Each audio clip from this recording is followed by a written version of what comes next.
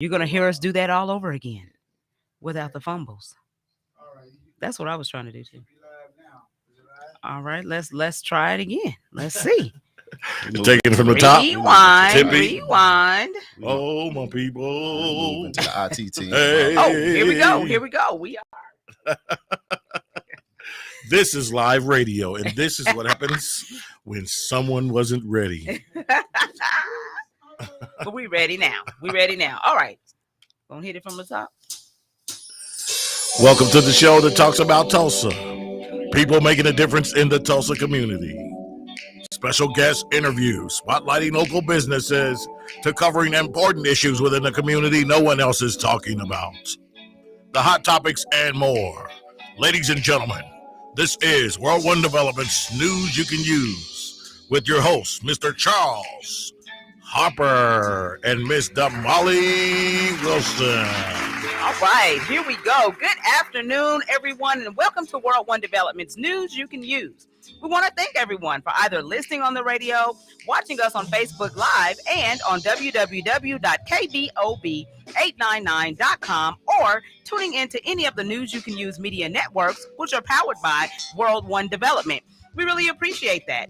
I am your hostess with the mostest, Miss Damali Wilson. And I'm Charles Harper. It's Wednesday, a.k.a. Hump Day, November 2nd, 2022. And we are live every Wednesday at 1 p.m. right here on KBOB 89.9 FM and simulcast on the News You Can Use media networks. How about World One Development? We are set for an exciting show, you guys. You better call your mom and them and tell them you can dial in at 918-856-3873 or post your comments on our Facebook Live feed at World One Development.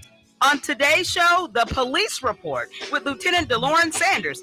His topic, police discretion, what it is and why there is such discretion, and how does law enforcement determine what that is? We'll also have special guest candidate Councilwoman Lori Decker Wright and special judge Tanya Wilson. They live in the building, y'all, talking about the upcoming election. And of course, our Hump Day hot topics, which are mass grave investigation continues, actress Julia Roberts, and Dr. Martin Luther King. What connections do they share? The state of New York pays out in Malcolm X assassination. Find out why, birthdays, and more. Damali. Yep. Great job on that. Okay. It's all about the curls on the swirls on the side. Hey, got it in there. And the wind is disrespectful today. The wind is high and low.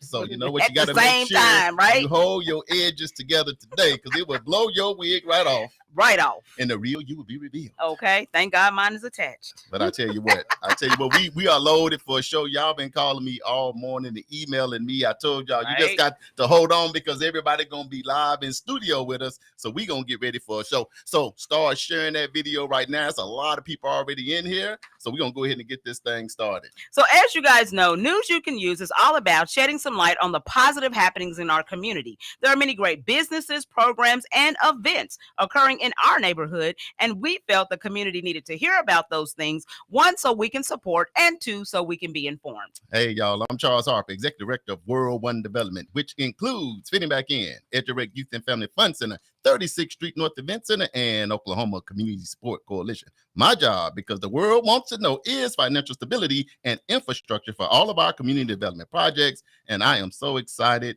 and I am so elated to be one of the creators of this phenomenal show. And I'm Damali Wilson, Executive Director of Operations for World One Development. And my job is creating, monitoring, and enforcing protocol for each of our community development projects. I am also in charge of social media for all of the World One Development entities. If you would like to advertise your business or organization on this show or any of our other individual platforms, feel free to inbox me your contact information on Facebook Messenger so we can talk. I am also happy and elated to be one of the creators of this show. Damali, how you doing today? I'm good. You know, can't really complain today. Can't really complain today. You're doing pretty good, feeling pretty good. Yes, I am. You know what is weird? I came out a little bit earlier today and the sun was shining. The wind was a little bit more calm. Yeah. I get ready to head to the radio station. The dark clouds roll in. The wind is blowing hard. I'm like, Halloween is over. You know, what is going on out here? But nevertheless, people are out and about. Y'all be careful out there, man. Yeah. Look out for one another. Let's have a great Hump Day Wednesday. Our job is to get you over the hump. Yes. So we're excited about all that big stuff. But I tell you what, before we get into all of that, because we got a loaded show, you can start sharing it now. And yeah, I'm giving some shout outs. Y'all give me a minute, but I want to kick it off by thanking and appreciating our first responders, our healthcare professionals, our food providers, restaurant workers, and essential workers for their services on the front lines during this time. It's great how organizations and churches in the community are still coming to help those in the community during this coronavirus epidemic. Because, Damali, guess what? What's that? It's not over because COVID got a teammate called monkeypox. They got together and they keep tag teaming. So it's either the monkey or They it's just COVID. all up in the mix. So let me tell y'all something. I know football games are going on. Yeah. Basketball season is starting. So still keep your distance, keep your sanitizer, because we do not want to have to ever shut back down. Absolutely not at all. But before we get started, we want to send some prayers to the families and friends who lost their lives in Seoul, Korea. Now, I know that this is a show that's right here in Tulsa, Oklahoma. However, we still honor those who have lost lives all across the nation, and we have listeners all across the nation. So we want to and all across the country, and so we want to make sure that we are, being sensitive to that. But over the weekend, if you have not heard, approximately 100,000 young people had gathered for a Halloween celebration in Seoul, Korea, and they became trapped. And what they call a crowd surge. And 151 people were killed. 82 were injured, and 2 of those individuals were actually United States citizens. Wow. Yeah, so very sad, very sad. I saw the video, and if you guys have not seen the video, when I saw them people, I would have said I ain't going to Halloween. That was a whole that lot was of a lot of people right there. A lot of people. But just the fact that 101 people lost their lives is just sad. Just trying Very to celebrate and have fun. So, yeah, and they were mostly young folks, young people. Millennials, young folks. So yeah, very sad situation. Also want to send out prayers to the family and friends of those in India. You might have heard about this, that a bridge collapsed and 135 people were killed there. 50 of those people were children, right? On a bridge, so 9 people have been arrested in connection with that incident, but we want to send those prayers because I'm sure that is devastating, right? For that community. And then lastly, we want to send prayers to family, friends, and fans of Migos, which is a local group in Houston. I can't even get it out. Atlanta group. Atlanta. Oh, they're Migos Atlanta? are from Atlanta. For Atlanta. Okay, so he Takeoff. was in Houston. And it's Yeah. It's Migos. The Migos is Takeoff, Quavo, and Offset. Yeah. And Offset is married to Cardi B. Yes. Quavo is the other popular one, and the Takeoff, he was the quiet one. So, Yeah, yeah. Very sad. So people might remember them from, they had a song, "Walk It Like You Talk It," right? Oh, they got a lot of hits. Yeah, a lot of it, but that was kind of my favorite. And the funny thing is, we talked about this a couple of weekends ago, because at Booker T homecoming, we actually went to Pastor Jamal Dyer's church, and that was his message: "Walk it like you talk it." Wow. Off of the Migos, and he used them as an example. So we want to send out prayers, to that group. That is very sad. That Takeoff was 28 years old, y'all. 28 years young. That's way too young. And then it's over like a dice game. So yes. Let me say this. Sometime when the party is over, it's time to go home. Yep. Those extracurricular activities are typically when the other stuff starts to happen. If you have to go out. When they close the doors and turn off the lights, go on to the house. That's it, man. Because all the that sources saying it was somebody close to him. Wow. Like an uncle or a family friend that shot him. Oh, wow. Not confirmed, but that's what everybody's saying. That's the word on the street. DJ Academics, who's a popular blogger,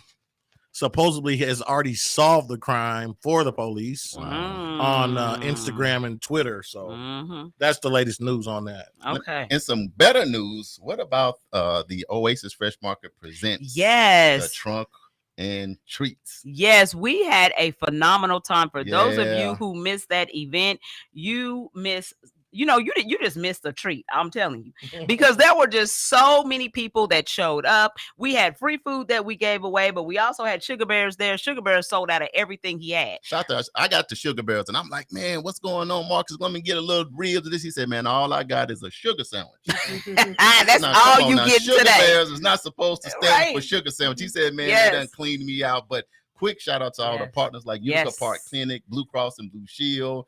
We also had, of course, the Divine Nine. Yes. Huge shout out to Divine Nine for showing up in great numbers and our first responders. And of course, it was other partners there, World One Development, KBOB with the music and the juice and the crew. So, man, it was people came from Arkansas and Kansas and Texas and other states just to be part of it. Gave out a lot of food, candy, and high seats and chairs and booster seats and all of that. So what about Black Panther? The Black Panther boy, AJ, a piece of work. Huh? Yeah, he showed up in a Black Panther uniform, costume. It was really funny, but we had a good time. We had a really good time. So thank you, North Tulsa. Yeah, JB was on the ones and twos. On the ones and twos. Back at it again. Back at it again. Here's the ticket. This is what made, and we gave away over $4,000. Yes, you know and free food. Shopping. Yes. Shout out to our local officials. They came out to city council. She was out there getting crunk. You know what I'm talking about? Regina Goodwin, our state representative, was out there. You know, even had the DA swing through for a little bit. Yes. It was all kind of people out. So if I missed some of y'all, charges to my head, not my heart. But we had a great time. And thank you for everybody just doing so good. Absolutely. Absolutely. Unity in the community. Absolutely. So you guys know what today is. Today is one of my favorite days just because we get to hear this drop. It's hump day. Hey, what up, Molly? So it's the first Wednesday of every month is the police report with Lieutenant DeLauren Sanders. Are we doing a drop today? No, we're going to Judge Tanya Wilson. We're going to. Are we doing Tanya? Okay. Well then, rewind. We're not going to do that. Right. Okay. Sorry, you forgot you didn't get the memo. Well, no, I kind of. Before we started. So anyway. But anyway. It doesn't matter. Yes. It's all great. So we're going to switch gears yet again. So we talked about this a couple weeks ago about the fact, and maybe a month ago, about the fact that elections are coming up. Yes. Once again, we say on this radio station, we cannot tell you who to vote for, but we just ask that you go out and exercise your right. So today we have one of the candidates right here in our very own KBOB studios. It is Special Judge. Oh, we got some music. Okay. Hey, you see her neck? Yeah. It went right to her spirit too. JB knows. Right. So we have Special Judge Tanya Wilson actually in studio, and she's going to share with us a little bit about who she is, what she does, and her platform, and what she's running for. How are you today, sweetie? I am blessed. Yes, it is good to see you. You were out there at Oasis as well. I didn't get to come. Yeah, but we I had your signs. That's what it was. We had your signs. The auntie came in and she drifted. She was on two tires. She didn't say Charles. She said, I'm looking for Charles. I said, I know what time it is now. Hey, but it's all love as always. And look, I have a great team to represent. You have an amazing team. Yes. An amazing team. I can only imagine how busy you have been lately. Yes. I've kind of been seeing you everywhere. But you're still looking good. You're still holding on. Right. You're still holding steady. But we have a lot of people. I'm gonna do some quick shout outs. Because we're gonna get in trouble. Yeah. Cousin Brenda's on here. Hey, Brenda. Welcome to the show. We got LaShonda. She's in the building. Hey. Arlisha. Hey, Arlisha. Mr. Terrell Ellison, the developer. He's in the building with us. A local here. Linda D. Elliott is in the building. Hey. Your sister, my sister, Teresa's in the building. Hey, sister. Jimmy S. Foster Jr. Hey, brother. He's in the building. Miss Ernestine Broom. She's royalty to feeding back in. We got Miss Linda Elliott. We got Michael Brewer in the building. Michael was out there. My mama, she's in here. We got Mr. Greg Dotson in here. We got it's Dominique Young is in the building with us. We got a lot of people. Man, I'm gonna come back to some of y'all and we also got like 400 secret listeners. We see y'all. Hey, y'all. They said the cold weather was not gonna stop them. Yeah. Nevertheless, this platform is designed for you to hear what's going on, right? Because our vote is so critically important right now. And Tanya Wilson, we've been knowing her for some years. Yes. So, and she takes time to come by. She got many representatives, but she takes time to come in here herself, and we appreciate that. Absolutely. So, how you been doing? Yeah, like I said, I'm blessed, but when I tell you I'm running on fumes, I'll bet. Yeah. On fumes, but it's good. Yeah. 6 days. 6 days. She counting down. She counting down. The reserve tank is on. Right. She got 6 days to go. Right. Yeah, so tell our listeners a little bit about yourself and what you're currently doing and then what you're running for. Okay. I am Judge Tanya Wilson. I'm sure a lot of people have heard this message before. And for those who haven't, let me tell you about myself. First, let me give a shout out to Linda Elliott. Hey. That's the aunt that came in on 2 wheels on Okay. Saturday. Yeah. She's going to always hold it down. Yes. But I am born and raised in Tulsa, specifically North Tulsa. Yay. Graduate of Booker T. Washington Whoop, High School. whoop. And university. Yeah. Okay. Get that There down. you go. We all Yeah. together. It's a family affair now. Where I pledged Alpha Kappa Alpha, Yes. Sorority Incorporated, Hey. and then I moved to Texas for a while, and then back to Tulsa to go to the University of Tulsa College of Law. Yeah. I started out as a prosecutor, specializing in juvenile matters and deprived cases, then moved down to felonies and homicides, and went into private practice for a while. Yep. And in July of 2020, I was selected by the district judges to become the next special judge. Okay. So I've been a special judge for 2 years. Right. I forget this sometimes. I also teach a class at TU. So Okay. Okay. train new lawyers Okay. to try What? cases. Awesome. Good Yeah, stuff. awesome. Good Yeah. stuff. That next generation, they're Yes. coming. Yes, it's Yeah. been great. It's Yeah. been great. So I just think that to be the next district judge, my experience matters. Right. Right. I am doing the job, have been doing the job for the last 2 years.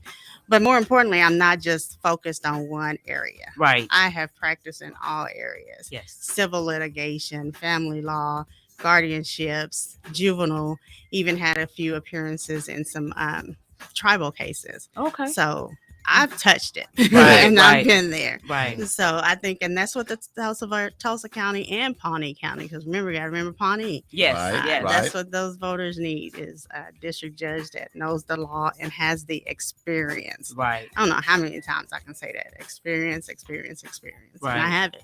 Absolutely. She got it. She said she got it, Yes, Damali. yes, absolutely. So I remember Tanya from way back when I was working, for attorneys Mhm. in the legal system, and just have always, known you to be a fair person, just period, and so that's why we are, encouraging folks, please get out and vote. Go out and look at the platforms that each of these candidates have. Make sure that those platforms align with what you believe our city needs. Right. Everybody has their own perspective, and so what we try to do here on this station is provide that perspective, or a different twist on it, so that you hear things that maybe you didn't know before. So for everybody who wants to find out more information about you, where can they go? Well, I've probably been everywhere in Tulsa and Pawnee. I've been to corn festivals, Pioneer Days. I've been to a little bit of everything. So Right. when they see me at an event, they always come and talk to me. Yes. But other than that, I'm on social media.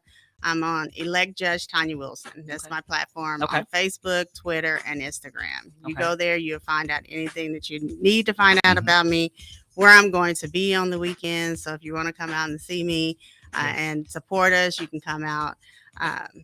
This is probably going to be on there. Yes, So yes. we put everything that we're doing because we are transparent and want everybody to know that I'm coming. Right. I'm coming everywhere. Right. You have an event, I'm going to try to be there. That's wonderful. Absolutely amazing. Mhm. And so today, actually, or was it yesterday? No, today Today. started Today. Yes. early voting. Let's talk Mhm. about that just a little bit. Yes. Today started early voting at the Tulsa County Election Board, but also at Hardesty. Hardesty. Hardesty Yes, Library. Hardesty. Yeah. Hardesty Library from 8 to 6. Okay. So it's 8 to 6 today, Thursday, and Friday. And then Saturday, I believe it's 8 to noon. I think it's 8 to 2. Is it 2? I think Okay. it's 2. Okay, 8 to so 2. it's 2. Yeah. But I drove by this morning on my way to work, and the line was Wow. around the corner. Awesome. Came Yes. by this afternoon to try to vote before I came here. The line was around the corner. Oh, wow. So That's our awesome. Tulsa County voters have done their research. Right. They're educated. They know. They have gotten their ballots. They have researched people. Even our judge race. Right. I Right. get people who say, "Yeah, I've looked you up. Yeah. I've Right. read all about you." So they have educated themselves, and they are ready, and they are showing it with the Yes. early voting. So we hope to keep the momentum from the primary when we won early voting. Sure. So we hope that again in the general election that all those people are checking that box. Yeah, Judge Tanya Wilson. Yeah. I'll ask this one more question before is that moment when you said, okay, you know what, I'm gonna run or I want to run. Ooh, let me tell you about that. How about that? That actually was not my moment. Uh-oh. I was in my office minding my business, Doing your work, not bothering nobody. I had just gotten my hair braided. I was Right. Oh, you feeling good? chilling. Yeah.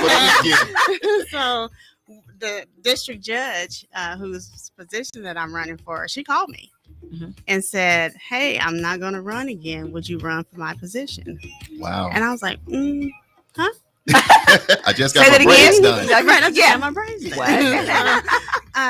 So I was like, well, let me think about it. Yeah. And so I immediately run and go talk to Judge Sharon Holmes. Right. Because Yeah. she's my friend, she's my soror. And I was like, What do you I'm think? waiting on you. Yeah, yeah. When you decide you're done, I'm going to come. Yeah. And so we started talking about it. I was like, but Judge, it's for all of Tulsa and Yeah. Pawnee County. I'm Yeah. not Right. sure I can do this. She was like, why not? Uh-oh. And two words, why not? Why not? And then Why you not? sit there I'm like, let's do it. Yeah, You know? yeah. Let's just do it. And so Yeah. That's awesome. yeah, so to get her feedback and to get her encouragement, and then I went to talk to my family to say, okay, we got to ride. Wow. Yeah. We The gotta do support this. system got to be Yeah. in place too. Yeah. And this is going to be a long journey. Are y'all with me? yeah, And of course, yeah. they were like, yeah, Let's we're doing go. this. Let's go. Yeah, I So, love it. yeah. So that's how that came about. Yeah. Okay. Yeah. It's always good to know that. Right. You know what I mean? And it's good that the person that decided they was going to step down thought about you. It's a Yes. reason why they thought about you. Absolutely. When you go to ask, we just ran in to Judge Sharon Holmes Yes, we 2 did. weeks ago at White River eating. She like fish like us. Yes. And she's a serious person. Yeah. And she don't Yeah. just say that. She does No. not. So she Yeah. said that she meant that. Yeah. So we wish you all the best. Yes. Like we saw, because we streaming all over the world, but hey, we can't tell you who. Yes. But like I say, we've been working together and partners and friends forever. And I go with what we've been doing together before I knew all this stuff was going on. Absolutely. So and I'm Absolutely. glad that the lines are wrapped around the corner. Yes. Me too. I'm Uh, loving it. For Yes. you 100, I see y'all coming in. Quick shout out to Shane Gobin that is on, and all of a sudden, LaShawn Devin Ellison is on with us as well. Welcome Yes. to the show, Tanya. Thank you so much for everything Yes. you do, Miss Thank Judge. you. Yes. Thank We wish you all the best. We gotta let you get out of here. I know. Yes. I'm sorry. I got to run and do That's a docket at And we're gonna 1:30. take- I sure That's appreciate okay. y'all. Yes. All right. All right. We'll See be you right back soon. now. Have a good KBOB show. 89.9 FM.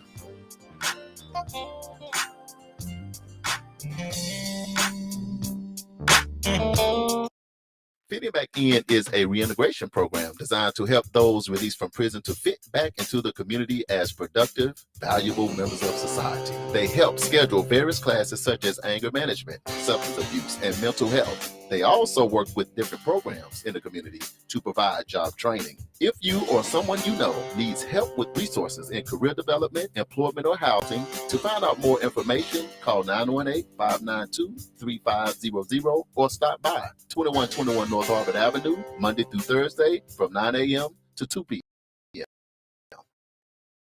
The 36th Street North Full Scale Event Center, where we share the experiences of the community.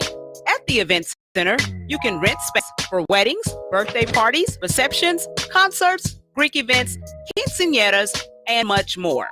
We also do custom decor, linen, and centerpieces. We're located at 1125 East 36th Street North. To book your next special event, business gathering, or community event, call us at 918-200-9046. The Juice Radio Show and KBOB 89.9 would like to say thank you to all of our listeners and sponsors who donate to help keep our media program alive, reaching the community. The Juice Radio Network continues to expand as influencers in the community of North Tulsa and beyond, but can't do that without your help. That's why it's important that we as a community continue to support the Juice Radio Show and keep 89.9 on the air. The community not only deserves this service, but needs this service. Let's continue to support the mission and giving a voice to the voiceless and donate to the Juice Radio Radio Show. The Juice Radio Show is a nonprofit 501c3 powered by KBOB 89.9 and Eden Media Services, operating solely off the gifts, donations, and contributions made by listeners like yourself. All donations made to the Juice Radio Show are tax deductible and can be sent to 1216 North Lansing Avenue, Suite D, Tulsa, Oklahoma 74106. It's Tulsa, Tulsa. I see you here in Tulsa. I'm in Tulsa chilling. We appreciate your continued support and thanks for listening to KBOB 89.9 FM. That's the sound of the police.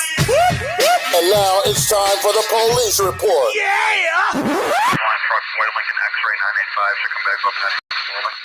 The police report on news you can use. The TPD officer and Lieutenant DeLorean Sanders.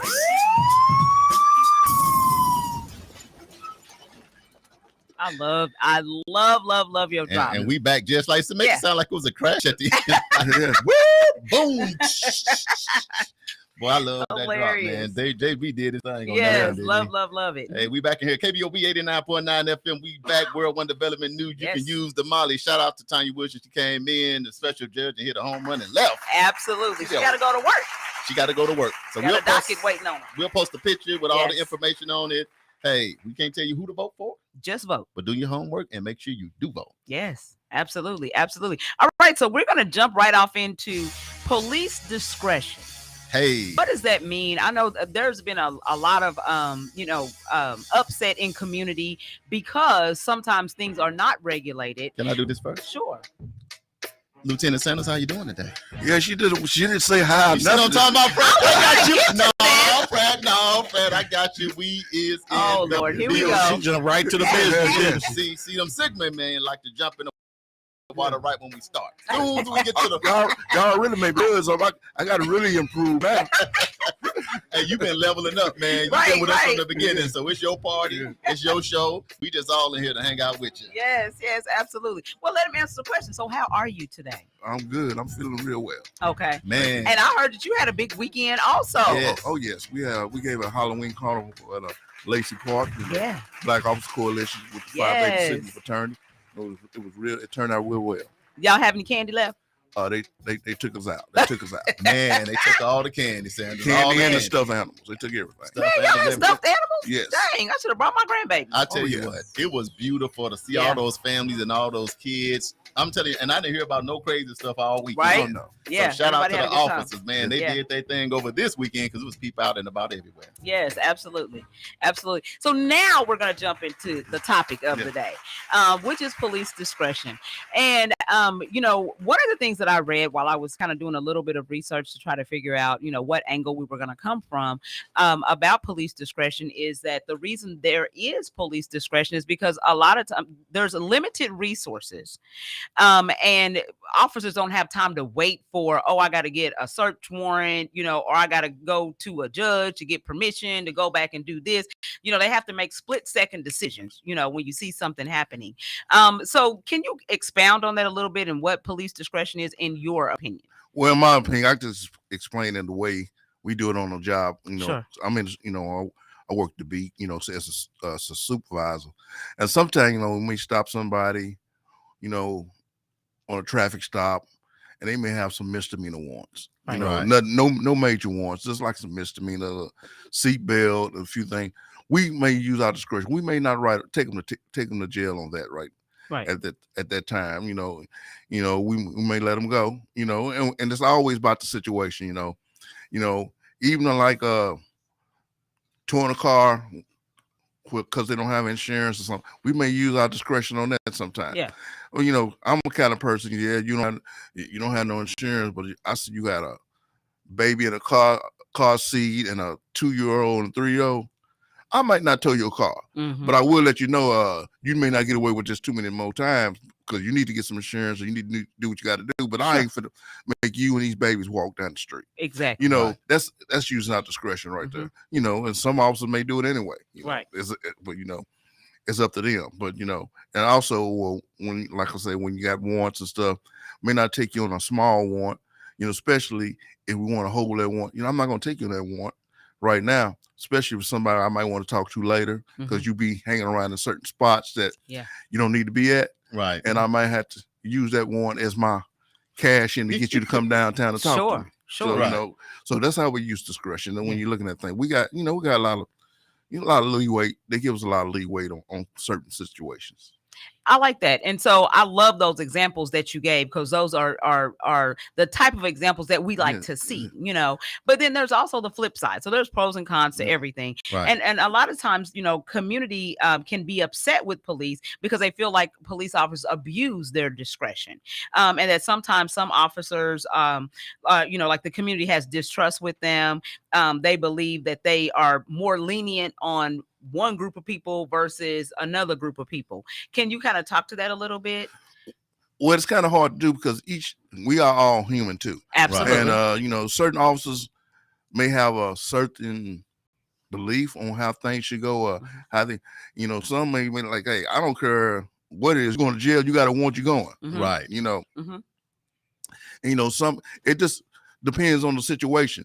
I don't think most officers is lenient. It's just that's just how they are. Right. You got some that all officers got 8 personalities. Basically, we all think we are, and we shouldn't think like that, but that's how we are. We think how it says, we think we are in control of the situation. I'm trying to find a good way to say it. We got that 8 personality, and we also have it when we're at home sometimes. You have to wind down sometimes because your wife or your significant other to let you know you don't have 8 personalities. I'm the boss. So and sometimes they use that when they're using their discretion, that personality comes out. Especially when they feel like somebody's I asked you to leave several times, you're not leaving, or you keep coming back, and I already told you got one, so this is my second time coming back over here, so I'm going to take you to jail on this now because you keep doing what we asked you not to do. And I'll say too, I'll add, I think that's where the community policing comes in. Sure. I think that's where relationships come in. I think that when you connect with the community and you connect with families, then when you stop somebody, you're like, man, I know grandpa, grandma, uncle, cousin, I know your baby mama, your wife. So you kind of know a little bit about, and that could change your discretion in certain situations. And the reason why I think your discretion can be used better is if you work within a community that you live. Right. And sometimes that can maybe be good or bad. Yeah. Now people think I'm doing 80 and a 35. That's Sanders. That's my uncle. No. See, I ain't got no discretion now. Now you got to go to jail. You out here drag racing out here. But go ahead, Sam. Like I've told y'all before, even though I work in my community and I may know you, when I first I'm on the call with you, and this was a domestic traffic stop, whatever it is, and you may think he act like he don't know me. You know why? Because right now this is us. At the beginning of this call, I don't know what this situation is. Right. I don't know what how your mind is thinking right now. You might have just got an argument, and we know each other, but you so mad right now, you ain't trying to listen to nobody. Right. So I'm gonna deal with you like I have to deal with you. Everything calm down, then I may say, okay, we know each other. But I got a story. I had one of my players, old football players, back when I was an officer. Right. He's driving, acting up, and I pulls him over. I didn't know it was him. When I pulls him over, he opens up the door, getting ready to run. What? But he looks back and sees it was me. Then he turns around and says, Coach, how you doing? So he didn't run. Right. How old was he? Back then he was probably like 18. Oh, yeah. JB said, man, I thought that was me. No, but that's been years ago. I thought it was a research center. Like, he about 50 something. Right. Like, where you wanted to? Yeah. Pull a hamstring. I know, right? This has been years ago. I wasn't even a supervisor then. I was just a regular officer. But I knew he had like 20-something warrants. And he just turned 18. And I said, man, I'm going to take you to jail. Oh, Coach, you going to take me to jail? You know why? I said, I'm going to take you to jail. Because you getting ready to run for me. Now, if there been somebody else you would have ran, then you would have got charged with the warrants, resisting the officer, probably assault on the officer if you try to fight him. So I'm going to take you to jail on these warrants. You clear them out, so you don't have to worry about running no more. Right. Wow. See, There you go. that's good. So you actually did something with him being 18 to help him. Yes, Uh-huh. yes. Because he's showing what he does. I run from everything. And, Right. and this could be much worse if it wasn't Sure. me Yes, to Right. take you in to get it cleared up. Some people chase you in that woods and do something to you. Right. Yes. You know. Yes. And then you get extra charges too. You know, you Yeah. jerk and start trying to fight back. You know, that's you get charged with assault on police officer. And come out with some extra lumps. Right. Right. Hey, Exactly. look, let me just do some quick shout outs, man. Yes. I see y'all in here, man. If y'all got a question for Lieutenant Sanders, y'all can put it on this chat. Quick shout out to all the others that's been tuning in with us. I got Mr. Greg Dotson in here down out in Oklahoma City. I also got my niece Dominique. She's in here. She said, "What up, Uncle Charles?" Miss Ernestine Broom, she was watching in, and she's praying for Judge Wilson, of Yeah. course. Good And job. then Terrell, the developer, said, "All right, frat," and threw the sign up one time. Okay. Also, we got Michael said he had a good time at the thing, but JB and Charles was messing with him about his Eagles hoodie. Yeah, you gonna be out here with Y'all no was on it. Eagles hoodie at Oasis Fresh Market, knowing that we trying to go for them Cowboys. Bishop Melvin Cooper is with us in the building. The main man with World One Development. Mario Choice down there in Fort Worth is in the building. Gary Barnett tuning in from the Gary. ATL. We got Malcolm Williams in the building. Let me know where you from. Hey. Hey, I'm gonna get back to you. He's from All your Tulsa. others. You from Tulsa? Yeah. Michael Williams from Tulsa. What's going Right. on with Yeah. you? So you see what Michael said? Michael said he can remember a while back when he was younger, he got pulled over and he knew he had a warrant for no insurance and no driver's license, but he told the officer that up front, and the officer just told him, "Man, take care of your business," and let him go. So Sanders, here's the ticket, because you know what happened, and sometimes you do know people pull you over, get out the car, sit down, stare on the curb, and do all that. Yeah, And you be that's- like, man, you're doing way too much. Right. But anyway, to me, based on what you're saying, this is just what I can ascertain. Oh My new God, not word. the ascertain. I think that being nice and being cordial and being polite and doing those things can get you more discretion, is what I'm hearing from you. Yes, but sometimes you have to go to that next level with people. Right. Right. And not all the time, but I give people opportunity. And when they go to the next level, you got to let them know that they just can't do what they want to do. If especially when you know you got the law on your side. Right. When you have a situation, officers got to understand too. You can't use your emotions, especially when you don't have the law on your side, but you come up with something to make it on your side. I don't like that. You got to pick your fights, and you shouldn't have too much feelings. Officers are not supposed to have feelings. I mean, that's what I learned when I was a rookie. So you don't have no feelings. I mean, people yell certain things at you. I mean, yeah, it may make you mad, but hey, you can't use that as the reason to take somebody to jail if they have not broke the law. Sure. Right. You have a right Sure. to speak what they want to say. I tell you what, appreciate that, Lieutenant Sanders. We're gonna have to take a quick break. We got another special guest live in studio. Candidate Councilwoman Lori Decker Wright is in the building, and she's in here live. And we want to talk to her about what we got going on. And we still gonna come back. We're not gonna let Lieutenant Sanders go nowhere. We appreciate him for sharing his platform to allow them to come in, because that's very important to get out and vote. But we gonna make him stay around. He got handcuffs. So I don't want him to be for me. Put him on Damali or somebody. But y'all stay locked in. Why he gonna put me up in it? This KBOB 89.9 FM and simulcast on the news. You can use Media Network. Powered by World One Development. We'll be right back, y'all.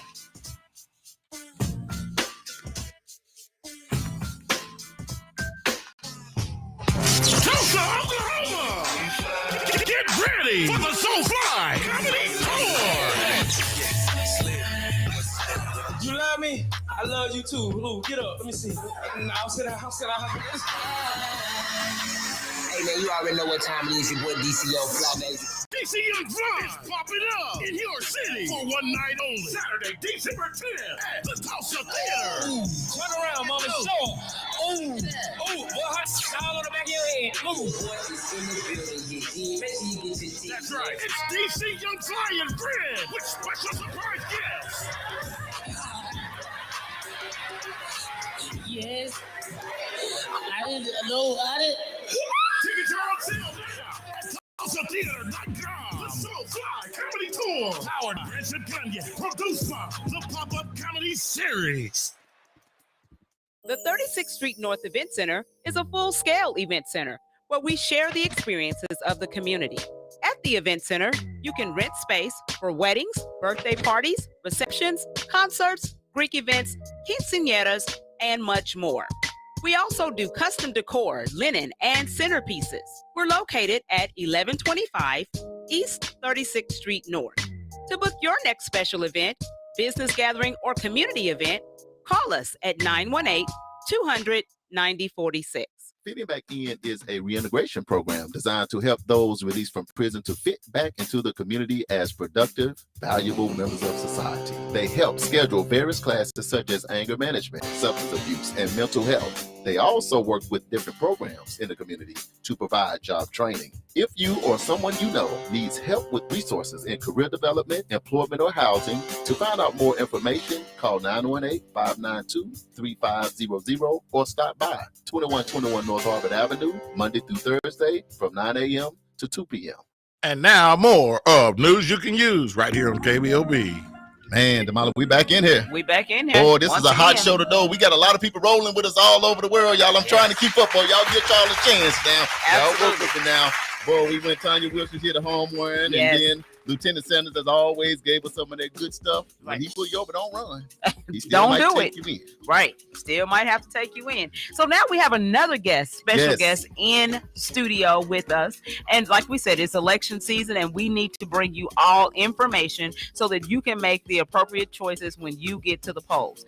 We can't tell you who to vote for, but we can give you the information so that you can have it in order to make, a good choice. Absolutely. So today we also have Councilwoman, and she is the council chair right now, Councilwoman Lori Dector Wright from District 7 in the building. Hey, how are you? Your District 7's usually only Mr. Harper, but I know, right? But you slid up in here, right? Let me give me some bag up in here one Right, time. right. So how are you doing today? Look, I have to use my discretion to make sure that I'm doing what I'm doing. How are you today? Oh, we're doing well. We're just it's a council Wednesday, so yes, over here in between committee meetings, about to head back for 2:30, 4 o'clock, 5 o'clock. Oh yeah, just y'all be on the gas over there. Yes. Yeah. So for folks who don't know you, for our listeners who don't know you and don't know what you do, can you give folks a little bit about yourself, where you're from, how you got here, what you're doing, and what you've been doing? Yeah. Well, thanks for the opportunity. So I'm Lori Dector Wright. I am the 2022 chairwoman of the Tulsa City Council. Hey. I've been representing Southeast Tulsa's District 7. I'm the de facto mayor of Woodland Hills Mall, I like to say, for the last 4 years. So I'm in the second year of my second term, and I'll be on the ballot November 8th, pursuing 2 more years on the council. So I've been in Tulsa 15 years. I'm a Tulsan by choice. My husband and I came here as newlyweds to find opportunity. Awesome. We were both professional singers traveling the world, and he had sung with Tulsa Opera in 2007 and said, I really think that's a city for us. His family's been in Oklahoma for 5 generations. They want to be close to our elders as they were getting on. So we relocated out here, and here we are 15 years later, 2 kids. He's a nurse and an educator. I work in the nonprofit sector, focused on food security. I've been at Kendall Whittier Incorporated since 2015, just feeding families in need. Kendall Whittier, Crutchfield, and the Pearl District all around TU. And so that really informs a lot of how I thought, our conversations being had at City Hall about these families in need. What are the policies that we need to see to really have everyone have the same opportunity that we've enjoyed as new Tulsans. Right. So that really led me to want to run for office in 2018, won in November, came back in 2020, won in November. We're going to win again November 2022, right? Okay. Right. Yes. What I love about that, too, is you and your husband, y'all moved here, but y'all just didn't move here, and y'all both are very intelligent and just take care of you and your family. Decide to roll your sleeves up and get into the community and help people, help those that are less fortunate. And everybody don't do that, and we appreciate it, because I like to look at what people do outside the office before they ever, coming here and starting our family here, we saw that we were enjoying a quality of life, right? That not everyone in Tulsa was, especially longtime Tulsans, right? We came here from somewhere else, and so we were make sure we were giving back as much as we were getting, and really getting involved with public schools really opened my eyes to what's going on with our teachers and lack of funding, and then working with elders and seeing the struggles that they were having just to find medical attention and support when they need it. And it's like, if our family's struggling with these things, there's a lot of other Tulsans that are too, and you just start having those conversations. You ask a question, what keeps you up at night, and you hear all the things. And so that's really, I never saw myself being an elected official, but it was like, who's speaking up for these folks? Absolutely. Man. Absolutely. Mhm. I love That's that good. you decided that, hey, I've got to do, if not me, then who? Exactly. You I know? always say, I was kind of like, who's going to do this? And it's one finger pointing out and three pointing Four. back, Ooh. right? Yeah. It's like, Yeah. So Yeah. sometimes people may say, okay, South Tulsa is huge. So what Mhm. are your boundaries so the people listening in Yeah, know? thanks for that question. So we just got redistricted, right? So right. we run from 41st Street down to 101st Street, mostly along the Mingo and Memorial corridor. Right. We do jump out to Sheridan between 51st and 71st. And then now we go all the way clear out to 145th East Avenue, wow. real East Tulsa, right? Yeah. Right. Between 41st and 61st. So we have mostly union public schools, but we have families with kids at TPS, Right. and we have families with kids even in Jinx. Yeah. So, and then of course now with all the transferring and stuff, I'll knock a neighborhood and I see proud Spartans, Right. proud Yeah, Eagles, yeah. Hornets, like Right, all in the neighborhood. So, a lot of working families, Mhm. a lot of people who've raised families there over the last 40 years and are, elders who are aging in place. Right. And then a lot of newcomers to Tulsa. Yeah. We have the most apartments Yeah. in absolutely. the city. Yep. We have the major retail corridor. Yep. So that's where a lot of those jobs are. But we Mhm. also have the highest rate of eviction. We have Wow. a growing homelessness issue without a lot of supports. And so Right. those are all the things I've really been focusing on for the district. Yeah. That was going to be my next question. What is your platform? What have you been focusing on since you've been in office? Yeah. So what really motivated me to run was seeing a lot of unsheltered homelessness out in South Tulsa. Yeah. Started about 5 years ago, where it wasn't something you just saw downtown anymore. You're right. And downtown has all these service providers, Mhm. right? And so you get the further south, and it was like, who's helping these folks? And Right. it was a lot of mission work, kind of deploying out, but that's here, there, and everywhere. Right. So that's really what.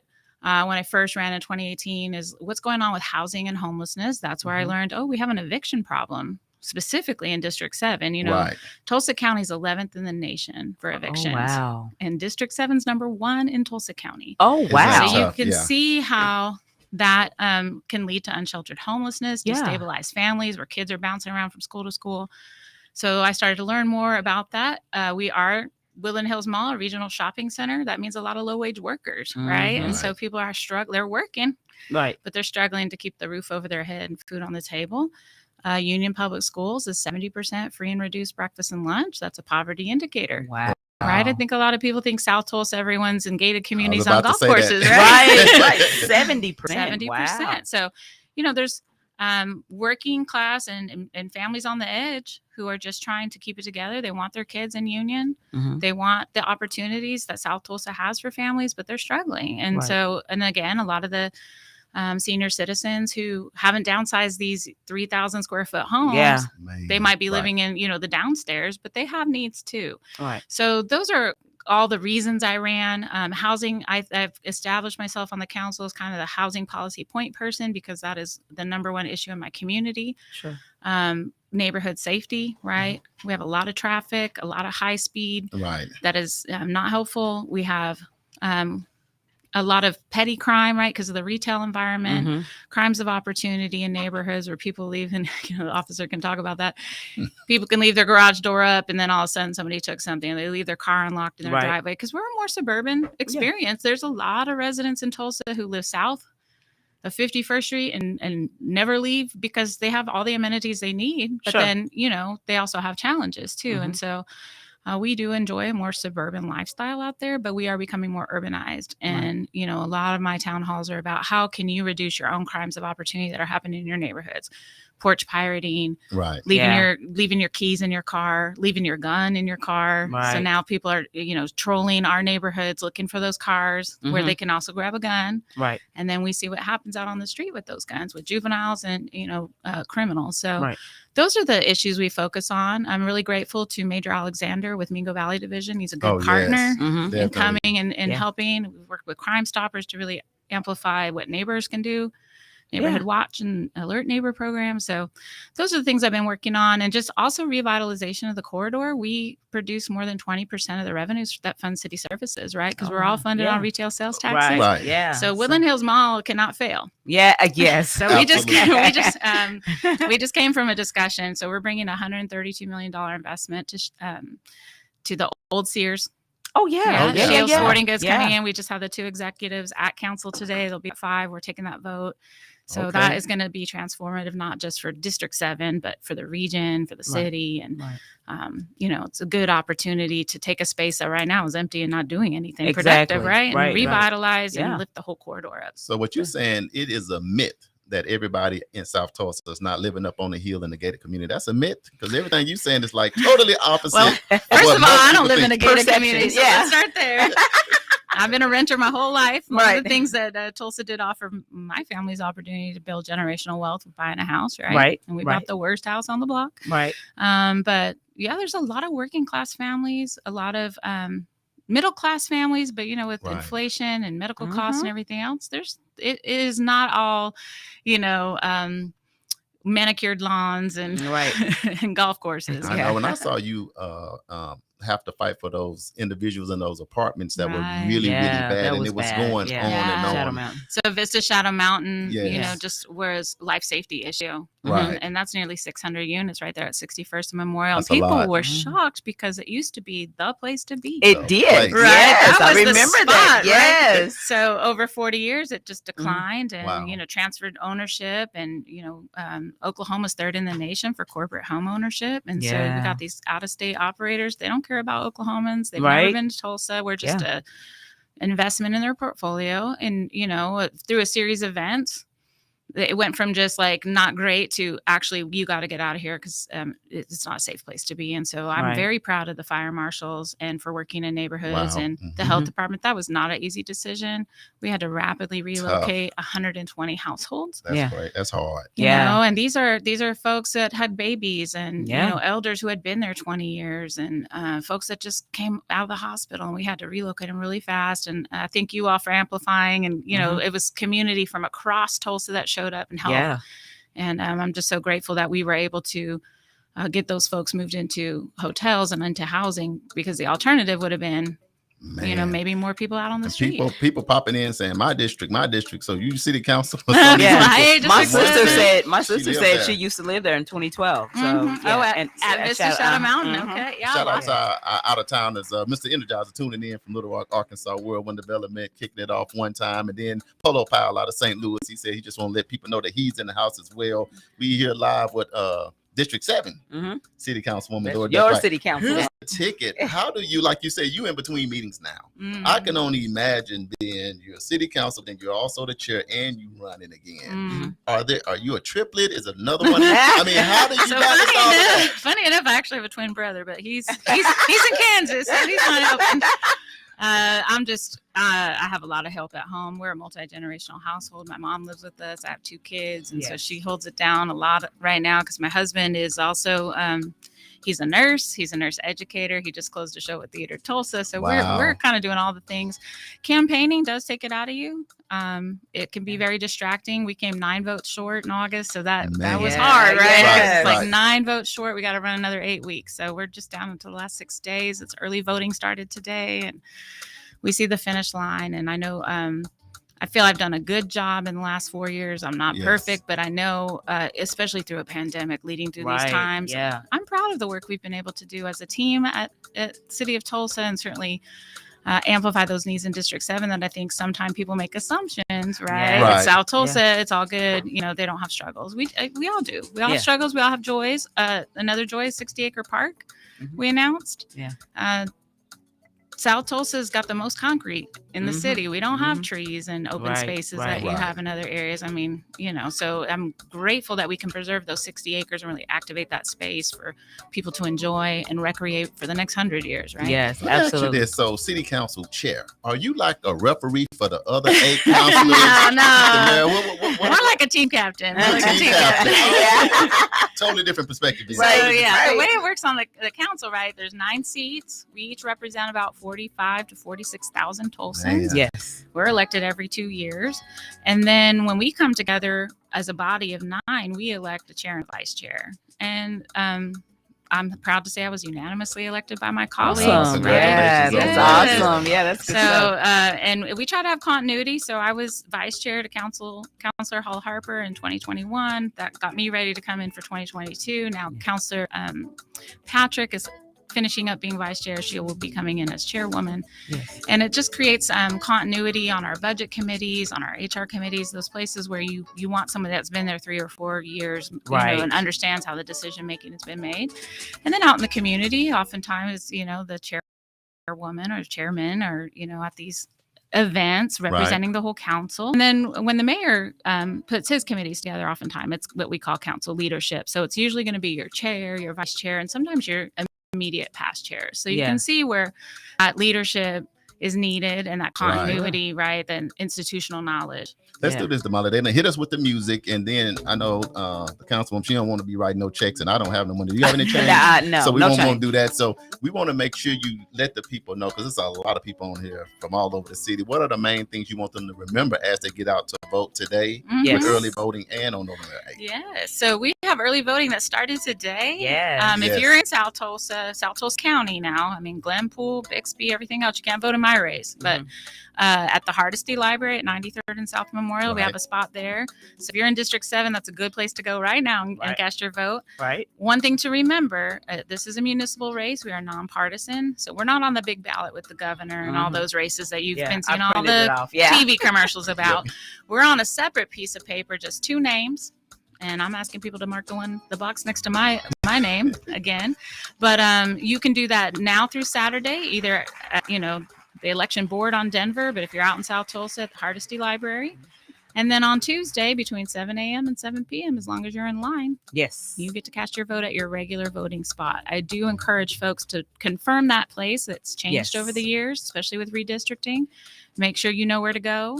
And plan ahead. I think many times, I can't tell you, again, going back to the runoff with just 9 votes, I got so many text messages on August 23rd, which was back to school time. Families were taking kids to college. Teachers were getting ready to go back to the classroom, all that. And I got so many texts like, I'm so glad you won because I didn't have time to get there. And it's like, oh, no. And your local races, school board, city council, that 1 or 2 or 3 votes. It makes a difference. All the difference. So even if the people you're supporting up the ballot, you don't feel are going to win, like your city council, your school board, your county commission, those are the people that affect your everyday life. Yeah. And your vote definitely counts. And it doesn't take that long to cast your vote. Just have a plan. Have a plan. And have a backup plan. And I'll say this, Damali, because I know we got to take our break and let you go. Of course, you got other things to do. Then just hang out with us, even though I think you enjoy hanging out with us. I do. But I'll just say, Damali and I come down to the plenty of city council meetings, and I just love how it'd be a lot going on sometimes, but Damali and I always talk about how you just kind of internalize what everybody is saying. You can tell you have your own thought about what's going on, and it always seems just and fair, even if everybody don't agree. So you can't be thinking, I know she on my, you have your own way of doing it. And I like that, because to me, that's genuineness. Thank you. Yes, absolutely. I have established myself as a consensus builder and just somebody that listens and synthesizes the information and feedback. And the thing is, this is not about winners and losers. My approach is like, hey, we can spend all day focusing on what we don't agree on. Right. Or let's talk about what we agree on and figure out the pathway there. Yeah. And when we do that, that's when the results are even better, right? Because then it's collaborative. And so I guess I've always been that person, and I just bring that skill set to the council. And, sometimes people get frustrated because they really want our side to win. And I'm more like, we can have a win-win. Yes. If we do this right. And I'm very, I very much want to hear from community. I think sometimes we get into like, well, here's the decision, we're ready to go. And it's like, hold on a second. We need to hear from folks that, maybe aren't in the room today. Yeah. So let's just take our time and get that feedback. So thank you for recognizing that. Absolutely. So I will say, so for people who want to find out more about you and how can they reach you? How can they get you on social media and all that? Well, since we're in campaign mode, I'll give you my campaign website, which is rightfortulsa.com. That's WRIGHT for Tulsa.com. We are elected officials, so everything we do in City Hall is in our official capacity. So if you need to reach me as your city councilor, then you can go through the tulsacouncil.org website. Sure. The council email. But if we're talking campaign and those kinds of things, then we try to keep the two separate because, it's important that we compartmentalize. And I think that might frustrate some people too. Like they want to see at City Hall sometime this kind of campaign stuff, and we just don't do that. Right. We're not going to do that. Right. So we're down to the last 6 days. WriteForTulsa.com. I have volunteers out in neighborhoods all this week. So you may encounter me. You may encounter one of them. My phone number is 918-852-3284. It's on all my literature. You can text, call, and let's have a conversation. Love that. Absolutely. Thank you for coming in. We got to go ahead and go to break right now. Yes.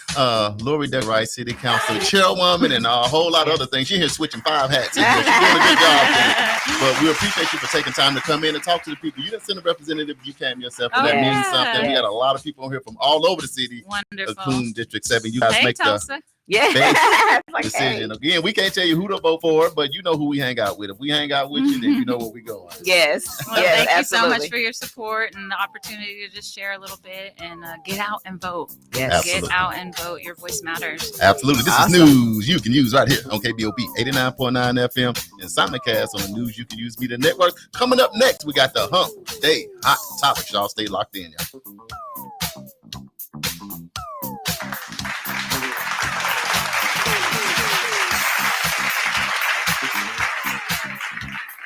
The 36th Street North Event Center is a full-scale event center where we share the experiences of the community. At the event center, you can rent space for weddings, birthday parties, receptions, concerts, Greek events, quinceañeras, and much more. We also do custom decor, linen, and centerpieces. We're located at 1125 East 36th Street North.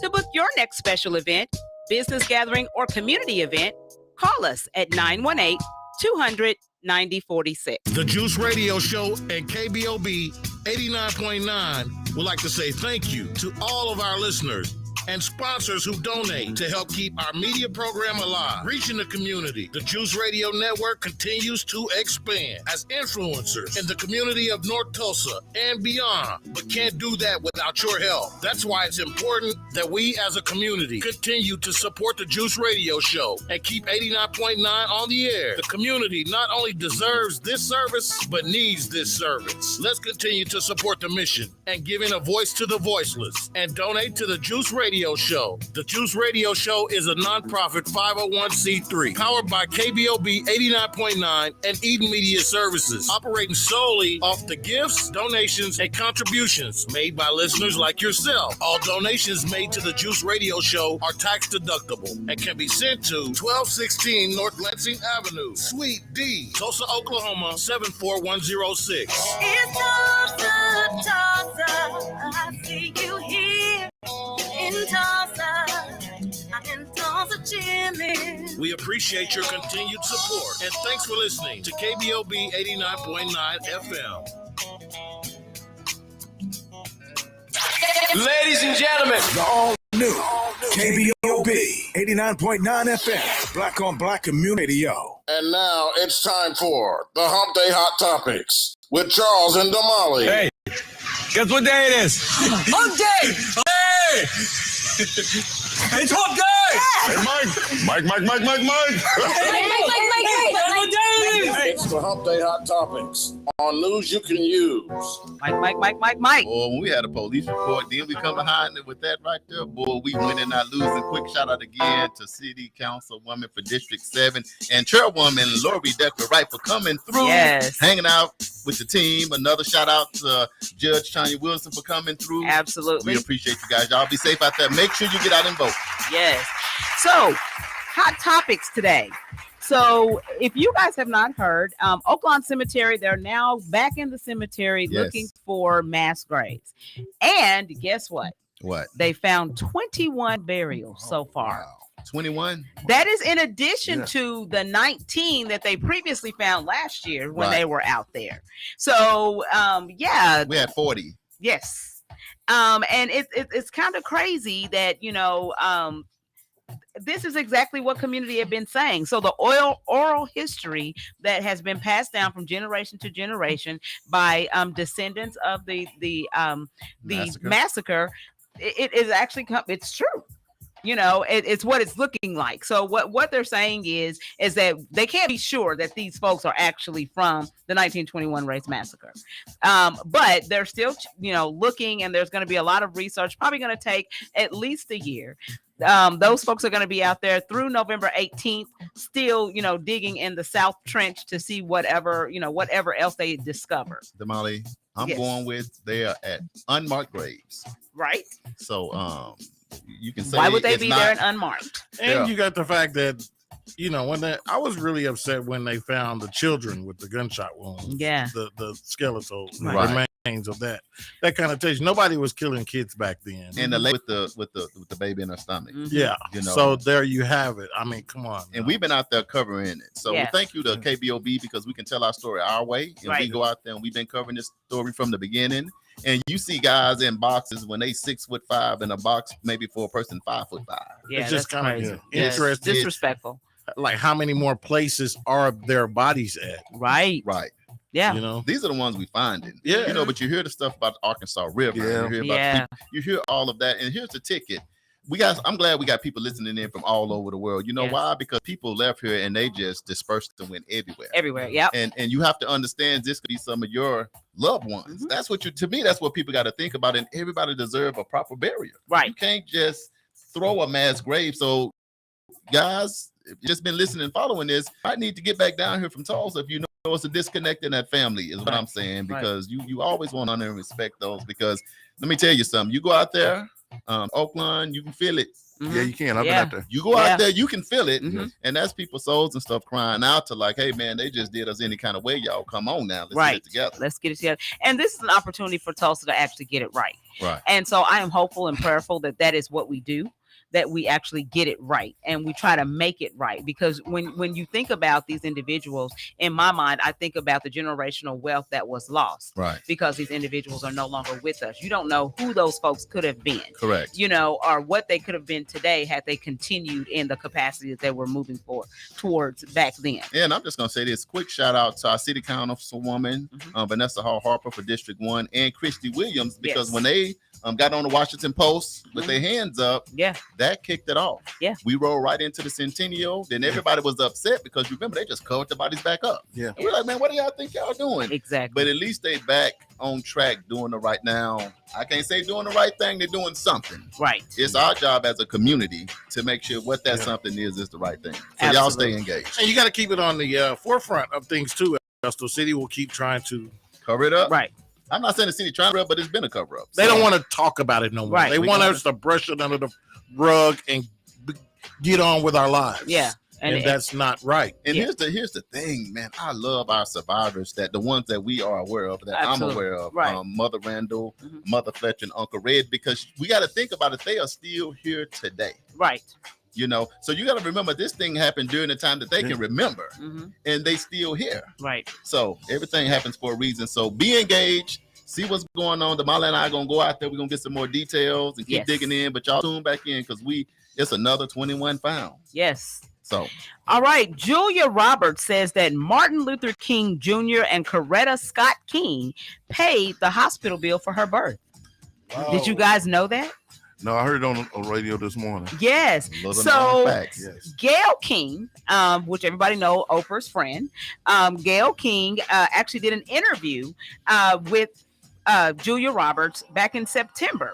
And one of the things that, that she talked about was the fact that Martin Luther King Jr. and his wife actually paid her hospital bill when she was born.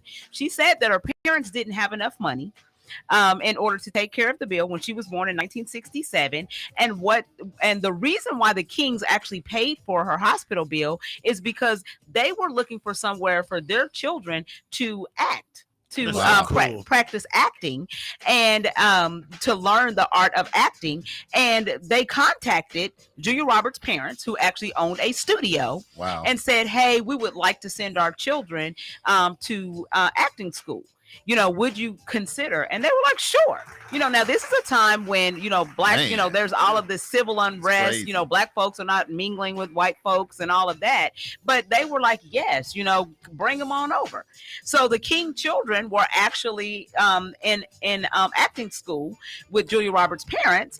And so when she was born, they didn't have enough money to pay the bill. And so the King said, hey, don't worry about it. We got you. We got you covered. Ain't that amazing? Little known fact. If you didn't know, now you know.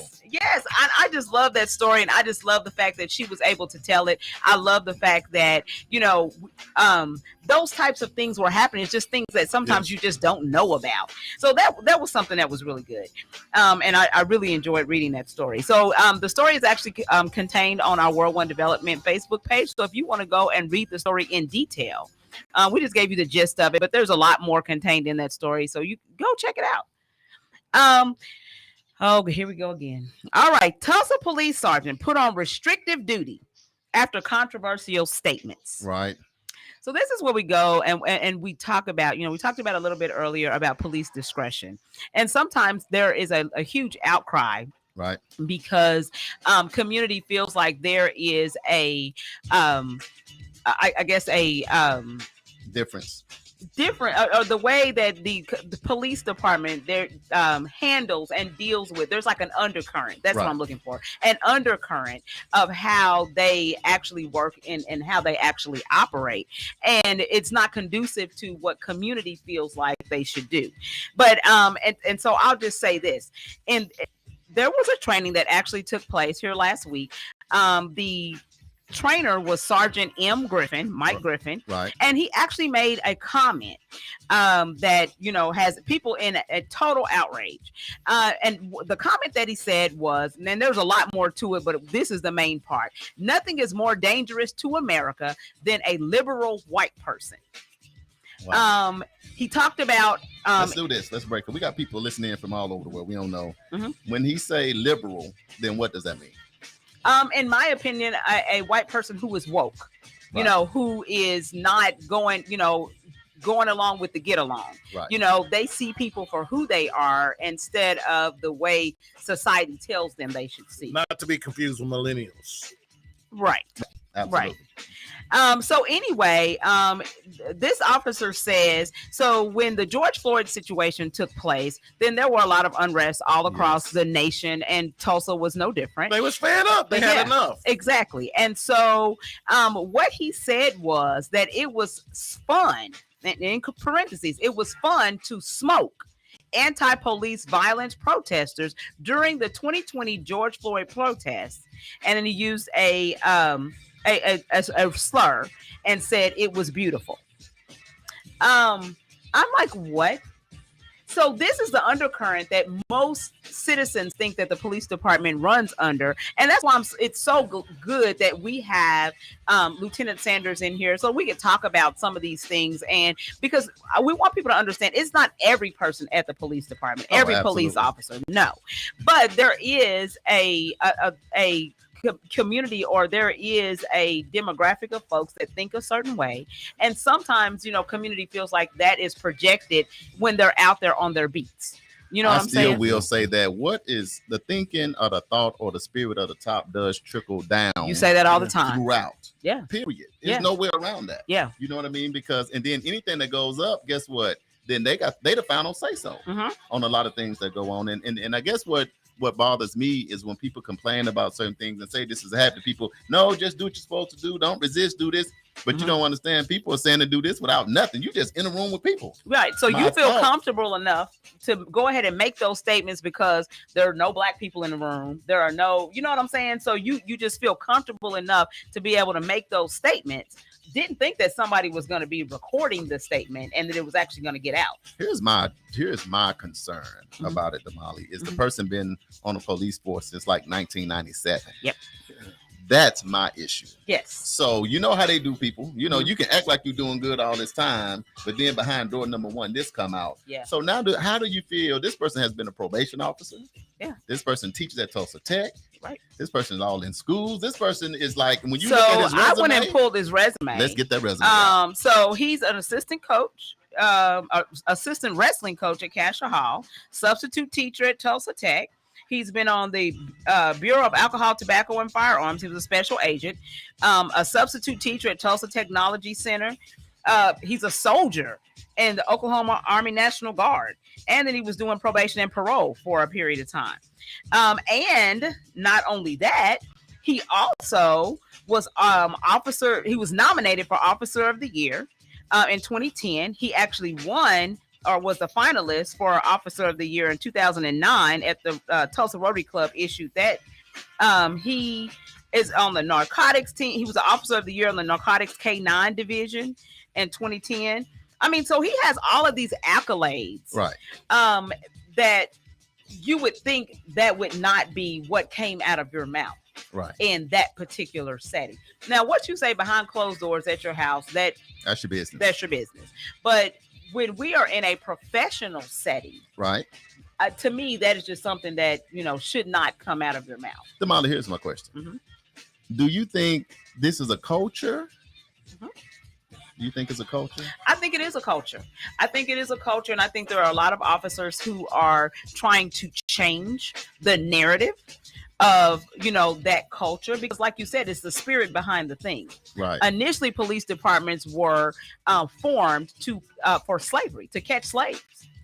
Right. And so it's like that's the kind of undercurrent, is they have that mentality of control and domineering and domination. And, like I said, not all officers.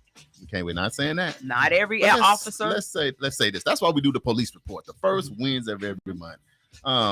Lieutenant Sanders, if we punt this ball to you, and when something like this happens, of course, we look at you as the epitome of community policing, and you know that because you everywhere doing everything, just like this past weekend at Lacey Park. But when things like this happen, and it's part of like you would almost say, man, these are my comrades a little bit. Right. Then how do you process that?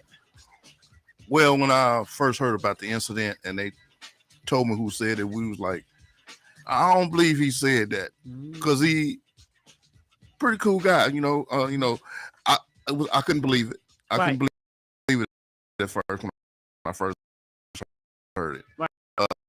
As a fireman, and stuff like that. But that's just not a good look, to say that in that type of setting.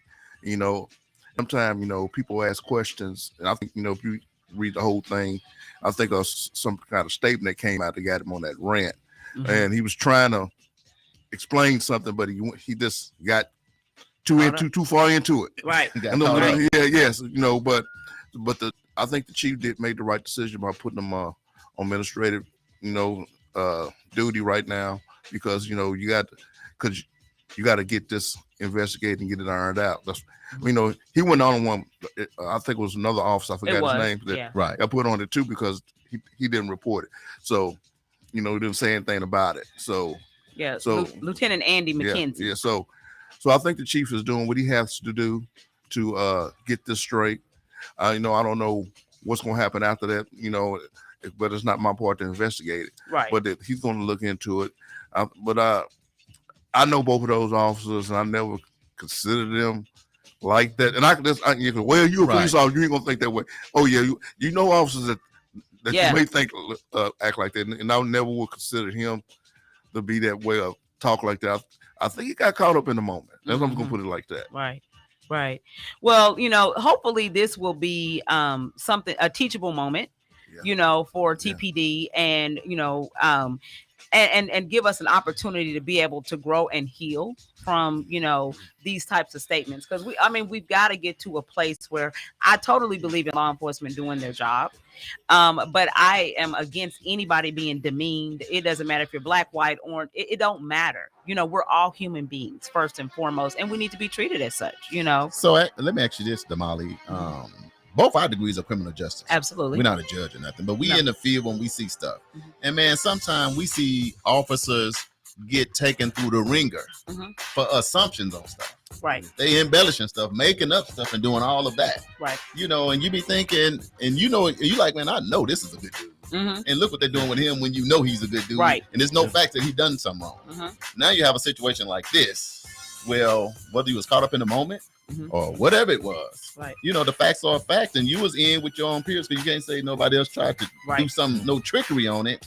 So what makes this fair. How do you deal with something like this? Because the guy is in leadership. Right.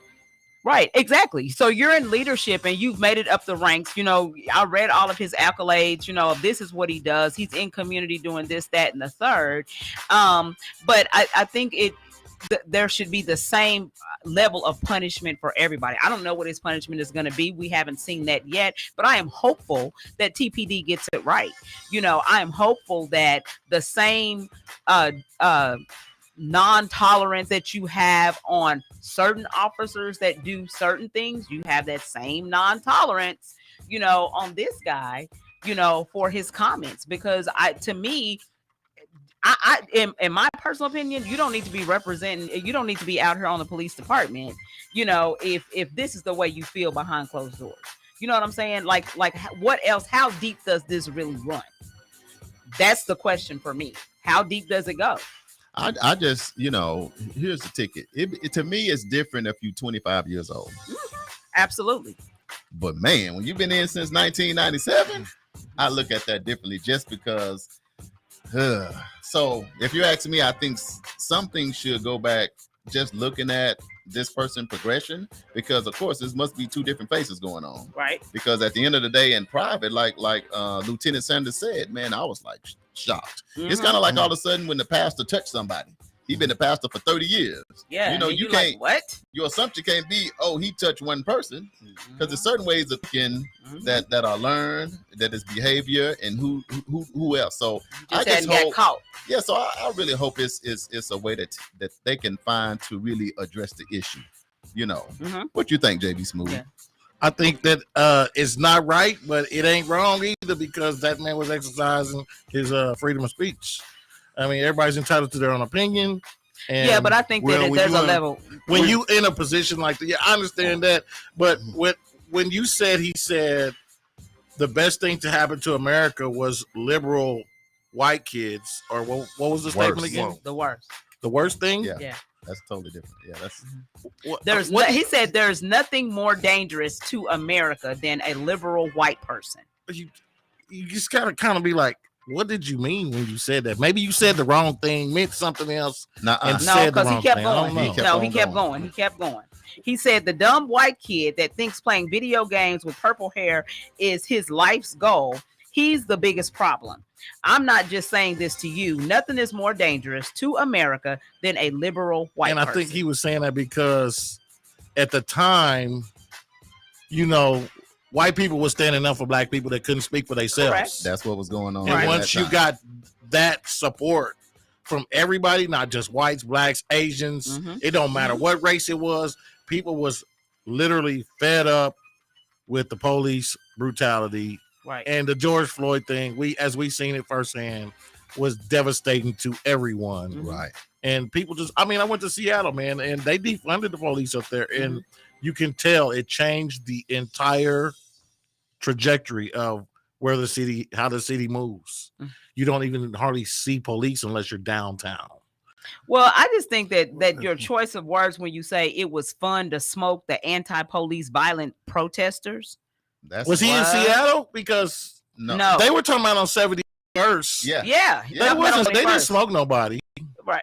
But I'm just saying, for you to say that, you know what I'm saying? I think they were talking about the when they were hitting them with the pepper spray. Yeah, that's that's what he was talking about. Man, I don't know. Because basically what he said is got dangerous for a hot second on 71st and Memorial. Yeah. So basically what he said is, if you act out here, we'll smoke your police. Okay. Yeah. Yeah, he's totally wrong. Yeah, let me explain something. No matter when we got policies, our policies, you know, you said freedom of speech.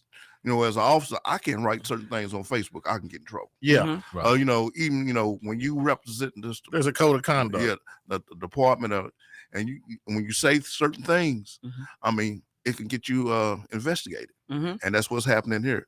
And, you know, because some words can get turned around on you if you ever have to get into a use of force issue where you have to shoot somebody or something like that, and they're gonna pull this out, and they say, "Okay, so you like doing that, right?" So you gotta watch what you say sometimes, and you gotta be careful. And shout out to the person that decided to bring light to it. We can't do number. Be prayerful that they deal with the right trust and whatever happens, we're gonna bring it right here to the table and discuss whatever it was, and hope they get it right. So now it goes to this go to the high level on who gonna have to deal with this. So we'll let this sit with the chief and the mayor and whoever else got to talk about it. Let's just hope they make the right decision. We'll know where they are and we'll talk about it right here on News You Can Use. What we got next? All right, so 2 men received $36 million for a wrongful conviction in the Malcolm X assassination. So Muhammad Aziz and the estate of Khalil Islam are to receive $26 million from New York City and $10 million from the state of New York, according to reports. They're paying this because they were wrongly convicted of the assassination of Malcolm X. Muhammad Aziz is 84 years old. Wow. Khalil Islam died in 2009, but they spent about 50 years in prison. And new information came out, and it was found out that there was evidence of witness intimidation and suppression of exculpatory evidence, which influenced the case against Aziz and Islam. And so it was discovered, and so they, decided to go ahead and exonerate them. In addition to, now the state is paying them $36 million. You know what, Damali? I just don't really like how the state is taking care of none of this stuff, to be honest, because I think they put you in jail so long, it's like the money is pointless. You 85, your vision is shot on you, you're barely moving, and I just feel like our system is just broken and raggedy, and it needs a lot of overhaul done to it because this stuff is people with practices. Just like the stuff we just talked about the segment before this. And this is why things like this happen, because they don't care. And you locked away, you're doing free labor, and you're doing all that stuff. And we just got to find a way to fix this broken system. We might not be fixing our generation, but we at least can make some waves. Absolutely. I totally agree. What we got on the upcoming events? Because I know we're running a little long. We got to get ready to get out of here. So, upcoming events. We have World One Development is looking for volunteers to help serve the community. If you would like to volunteer or you need community service hours, you can give us a call at 918-380-1493, or you can email me at damali.wilson@world1development.com, or you can inbox us on Facebook Messenger at World One Development. Don't forget, if you're looking to have an event, the 36th Street North Event Center has dates available. You can give us a call at 918-200-9046 to reserve your spot. Fitting Back In is still taking registration for justice-involved individuals, past or present, in Tulsa County for job training programs that will yield living wage jobs. You can give Christy Williams a call at 592-3500. 918-592-3500, or you can hit her up at her email, which is Christy, KRISTI.Williams@fittingbacktulsa.org. We are here to help justice-involved individuals thrive. What else you got, Damali? Get us another story. Oasis Fresh Market is open from 8 o'clock a.m. until 9 o'clock p.m. Monday through Saturday, and 8 o'clock a.m. until 8 o'clock p.m. on Sundays. Make sure you stop by for all of your grocery needs. A children's fund has been set up for the surviving children of Sherry Gamble Smith. You can donate at www.paypal.com/PayPalMe/honoring Sherry. As you heard, early voting begins today through Friday from 8 o'clock a.m. until 5 o'clock p.m. and then on Saturday from 8 o'clock a.m. until 2 o'clock p.m. at the Tulsa County Election Board, which is located at 555 North Denver. The election is Tuesday, November 8th from 7 o'clock a.m. until 7 o'clock p.m. You can get a copy of the sample ballot for the elections in your area at okvoterportal.okelections.us. You can go there, pull the I pull those for Tulsa County and for Charles's district, District 7, because there's a little bit different. But yeah, you pull those so that you can go ahead and make your selections and then just take that with you and just mark your ballot. Absolutely. The Fall Education Festival is going to be happening. This is sponsored by Supporters of Families with Sickle Cell Disease and the Tulsa Public Schools Parent Resource Center. It's going to be happening Saturday, November the 5th from 11 o'clock a.m. until 2 o'clock p.m. at North Star Academy. And the TPS Parent Resource Center, which is located at 525 East 46th Street North. There's going to be family fun, cotton candy, food and drinks, games and inflatables, and giveaways. I'm due for some cotton candy. Yeah, I'm in the building. I'm in the Yeah, building. you in the building? Cotton candy? Lieutenant, you good for cotton candy? Oh yeah, I got a pinch of A little pinch of it. Yeah, hold me some of that. I'll be over there. All right, so make sure you guys go out and attend. That's Saturday, November the 5th from 11 o'clock a.m. until 2 o'clock p.m. from the Supporters of Families with Sickle Cell Disease and TPS Parent Resource Center. We also have another fall festival that's going to be happening over at Chamberlain Park.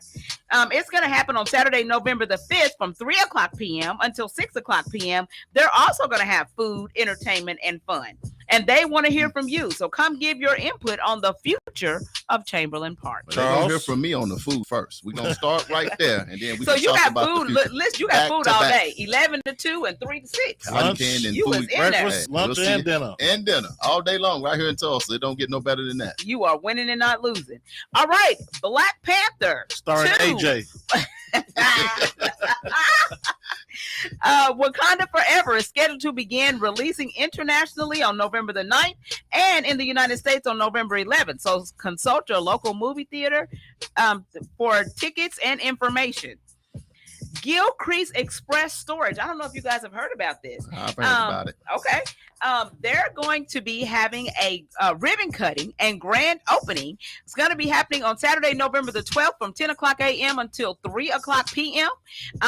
They have move-in specials. They're going to have all types of food, special guests, food trucks, and tours of the facility. So they're located at 2817 North Peoria. That's the Gilcrease Express Storage. So if you're needing right a place, next to Dollar General. Right exactly. there, right there behind it. I just need to find out the food truck. you want to know what food truck gonna be there, right? You want specifics. All food trucks are not created equal. Don't do that. Congratulations, y'all. All right.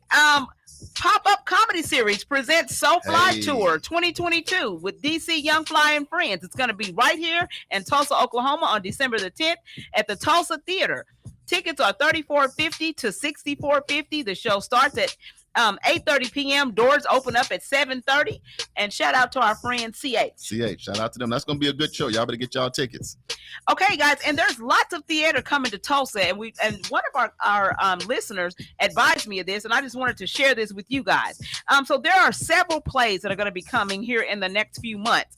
Ain't Too Proud to Beg, which is the story of the Temptations, and The Lion King is coming back. Wow, that's going to be good. The Lion King, I went and watched that. I was blown away. I thought I was in the movie. Right. I started playing my. I said, boy, if you don't get out of here.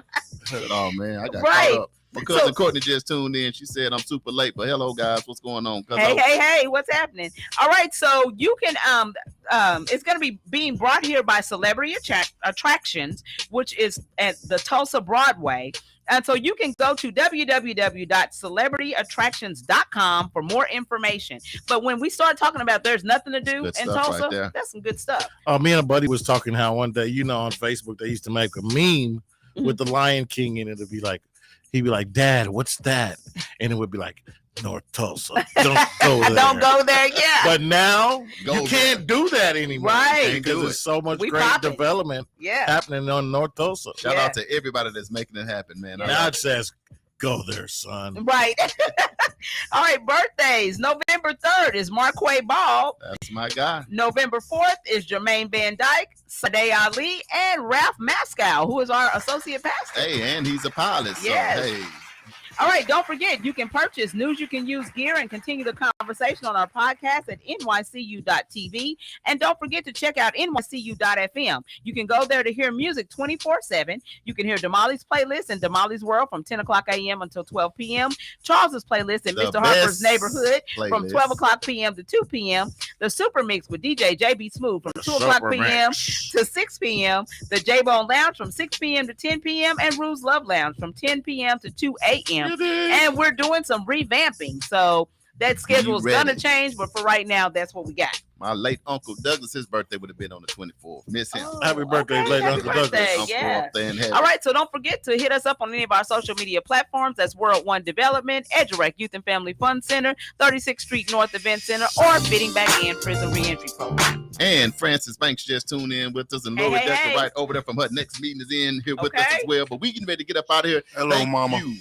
Thank you, Lieutenant Sanders, for being in here with us, man. One last thing I forgot to. Don't forget to go to World One Development /Uganda fundraiser. We're collecting and trying to raise money for our trip that we're going to over in Uganda to actually help out. The goal. What's the goal? The goal is $15,000, and that can build like almost 2 buildings. Oh yeah. Oh Yes. yeah, absolutely. Easy. And so we're actually leaving December 1st through 13th, but you can make donations now. Any donation that you make is tax deductible because World One Development is recognized by the IRS as a 501c3 not-for-profit organization. Y'all taking me? You can go. We need protection. We do need protection. Any final thoughts, Lieutenant Sanders? I want everybody to be safe, pray, and have a good time this month. Great job today, Lieutenant Sanders. Hit a home run, a quick another. We appreciate Judge Tanya Wilson for coming in. We appreciate JB Smooth, the number one DJ in the world. We appreciate our councilwoman, Lori Decker Wright, chairwoman over there for coming in, and KBOB for giving us this opportunity. Damali, good job. Thank you. Good job to you, sir. JB, you got one more thing? This is the news you can use with Charles Harper and Damali Wilson. We're here every Wednesday from 1 to 2 p.m. Yeah. If you'd like to promote or advertise your events or business on this show, inbox us on Facebook at World One Development. The views, thoughts, and opinions expressed on this program belong solely to the host and their guests, and not necessarily to this station, organization, committee, or any other group or individuals associated with KBOB 89.9 and Eden Media Services. Y'all have a great day. We'll see you next week. We'll be back with the medical report. Later.